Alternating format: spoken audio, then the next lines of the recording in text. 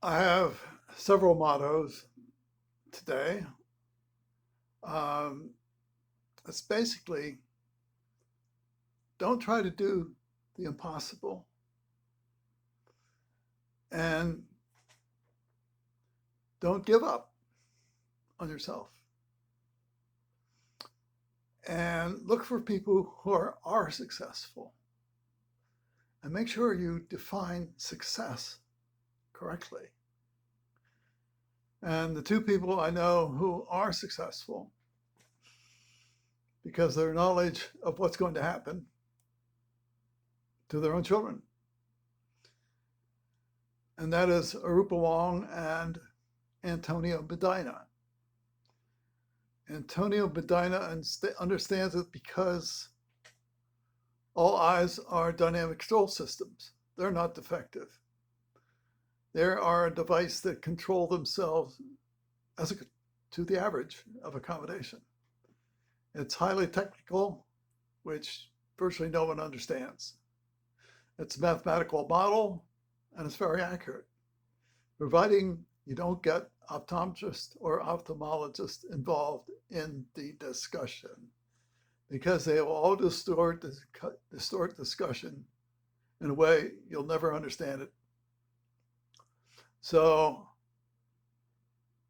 and look, people who are just curious about it.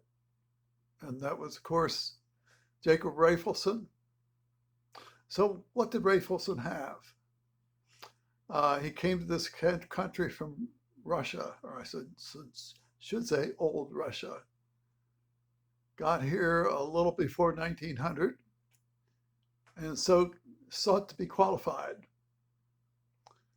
And at that time, he went to a school of optometry and got a degree in optics. So he became Doctor of Optics, in which case he's qualified to prescribe lenses to the population, which he did, since the public needed that minus lens. And he tried to persuade people to rethink what they were doing, and that effort failed completely. But in 1900, a degree in optics took about 6 months. So he studied religiously, worked very hard, do the calculations, and in 6 months he became highly qualified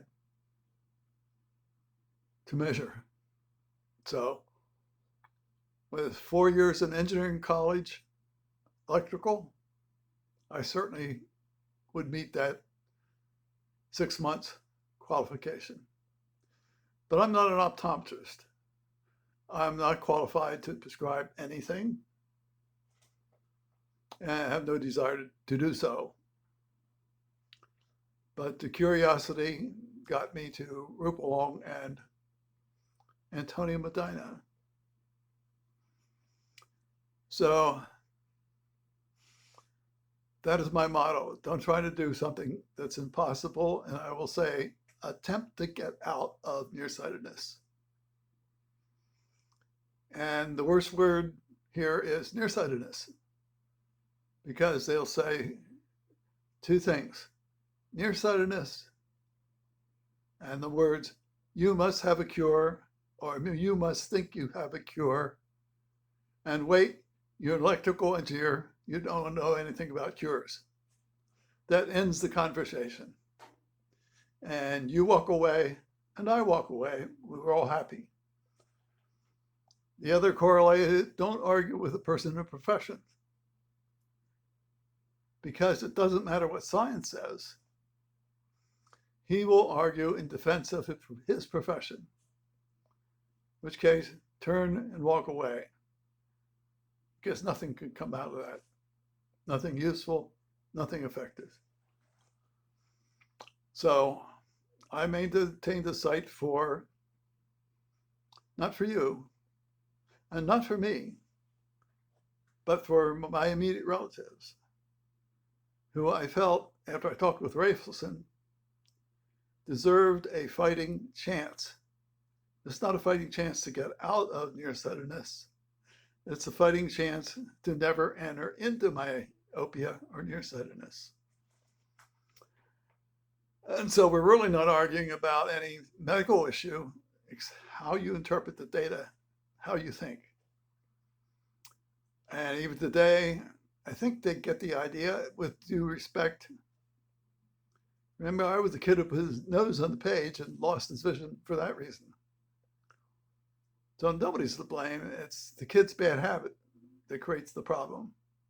And nobody knows how to control the child or has any interest in doing so. All is forgiven. So I think my relatives are probably bored with this, but there's something in me that won't let people go down the drain. But that's up to them. It's like making yourself obese. Nobody wants a child to make himself obese, but nobody knows how to stop it. Same thing with nearsightedness. Exactly the same thing. So that's my philosophy of life. Learn as much as you can. Learn from people who are successful. And by successful, I mean they always measure their refractive state as positive. Now, that becomes an issue of mathematics and engineering when I make the measurement. Now, in going through this, it was very clear that there's two ways to measure the eye. The eye has the power of 60 diopters nominally, and a length. Length's about an inch. So you can correlate back and forth between length or refractive state. Both methods are used. With the power of 60 diopters, that means you can measure accurately to 1%, 0.6 of a diopter. That means that all measurements are not accurate. However hard they try. That means that an office measurement is going to be off by at least a half diopter.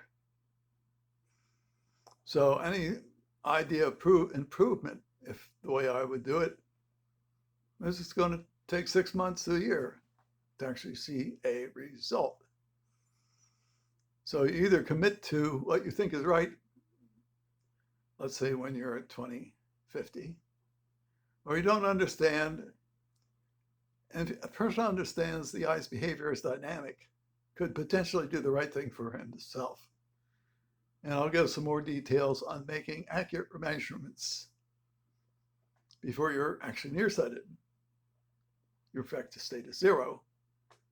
And certainly I now know the statistics of going down and the type of environment you have and the type of accuracy that's represented by a meta-study of all completely normal eyes. I do mean the primate eyes, measured with a retinoscope, because that's the only way you can measure the eye, except you measure yourself, which is what I am doing. And what Kepler did 400 years ago, because it's direct, obvious, and it works. I mean, my direct method, personal. And I certainly don't want my refractive state to change from plus to minus, given what I now understand about the primate eye starting at birth. So I see my followers, subscribers, they're what about 300, something like that. This is a labor of love for me because I love thinking, analysis, and getting very accurate with respect to all primate fundamental eyes. Also means I won't argue with a person like Rubo Wong or Antonio Medina. How do I know they're successful? They're successful because they measured their refractive state as positive versus freezing the eye with a drug or many other methods that are not accurate. So it's all up to me for prevention and taking science and engineering seriously, as well as personal measurement accuracy. And this becomes highly personal for me. And I loved reading. In fact, I'm reading at variously 10 inches minus 4 diopters, or 20 inches minus 2 diopters. In all cases, I'll use a plus lens to prevent my refractive state from changing from plus to minus as a normal process. So if you have some ideas, if you dislike what I say, if you think I'm anti-medicine or anti-optometry, by all means say so. We're friends here. We don't have to embarrass each other. We can express ideas, scientific. And this is my message to my immediate relatives. Kids totally screw up their eyes with their head habits, and nobody can seemingly stop it, except for Rupa Wong, who has long discussions about it with her fellow medical doctors. And even the fellow medical doctors will shrug and say, I can't do anything about it. And that's what really means there can't be any prevention from a medical doctor, because they don't help their own children. And how can they help you? That becomes the question. Add your own commentary, and I see Antonio Roma had about maybe 15 people read what he had to say. That's why there won't be any prevention, probably in the next 100 years. Thank you. Add your own commentary.